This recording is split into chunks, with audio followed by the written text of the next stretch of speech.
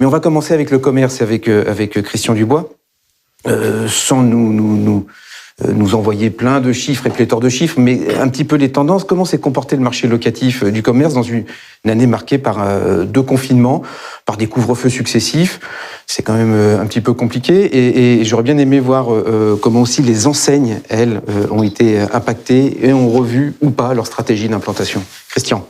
Bien sûr que ça a été une année compliquée 2020.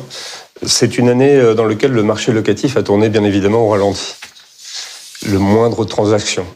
Beaucoup plus de temps passé sur les renégociations, sur des discussions entre les bailleurs et les locataires, sur des possibles mesures d'accompagnement, des aménagements de loyer, et ceci naturellement afin de faire face à une situation inédite dans laquelle le chiffre d'affaires cumulé du commerce en France va se terminer aux alentours de moins 25% sur l'année. Donc sur ce niveau de chiffre d'affaires, dans un immobilier de commerce qui est un immobilier de ratio, dans lequel les loyers ne peuvent pas dépasser une certaine limite sur le chiffre d'affaires, sauf à mettre en péril les comptes de résultats des entreprises, bien évidemment, ces renégociations ont occupé l'espace d'habitude consacré à l'expansion, l'espace d'habitude consacré à de nouvelles transactions. Pour autant, on a connu une forme d'accélération. Les enseignes, de leur côté, en ont profité pour regarder avec attention leur patrimoine et procéder à des arbitrages sélectifs sur les points de vente qui étaient de toute façon les moins rentables. Donc nous avons connu une période dans laquelle nous allons avoir une offre et un stock disponible sur lequel nous reviendrons, qui a particulièrement augmenté avec les mètres carrés disponibles mis sur le marché par les enseignes. Et en même temps, un marché qui, du côté des propriétaires, a été un record en termes de livraison de nouvelles surfaces, un record à la baisse, puisque seuls 328 000 m² de commerce ont été livrés l'année dernière, 160 000 m² de retail park et 168 000 m² de centres commerciaux, ce qui est un record à la baisse. Je reviens un petit peu sur le côté enseigne. Il y a des secteurs qui se sont montrés résilients. Je sais que le mot est à la mode. Je ne sais pas si on doit dire résistant ou résilient. Et à contrario, il y en a qui ont été beaucoup plus impactés par cette conjoncture. Oui, bien sûr. Le secteur textile est difficilement touché déjà depuis quelques années. Et cette tendance s'est accélérée au cours de 2020. Au même moment, naturellement, les commerces dits essentiels, qui sont, eux, restés ouverts pendant l'ensemble de l'année 2020, ont naturellement bien résisté. Et au-delà de cela, l'équipement de la maison, d'une part, le discount, d'autre part, ont été des secteurs relativement résilients.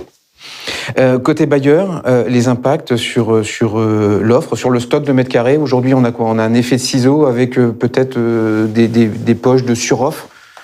Alors, les poches de suroffre, il faut les regarder de 2 façons. En fait, le marché de l'immobilier de commerce fonctionne soit au travers des mètres carrés mis sur le marché par les enseignes, au travers de cessions, de redressement judiciaire, de liquidation judiciaire ou d'arbitrage, ou sur le biais des mètres carrés qui sont délivrés, construits, restructurés, étendus. Sur ce dernier point, comme je l'indiquais, 328 000 m², c'est moitié moins de ce que l'on fait d'habitude. D'habitude, la livraison de mètres carrés commerciaux dans les années passées était plutôt aux alentours des 750 000 m². Comment on l'explique? On était empêché de faire les chantiers? Alors on l'explique par plusieurs raisons. D'abord, les retards pris sur le chantier, ouais. Naturellement, les décalages dans les livraisons, naturellement. Une forme de maturité de marché qui était déjà engagée pré-Covid, et donc le marché de l'immobilier commercial en France atteint son degré de maturité.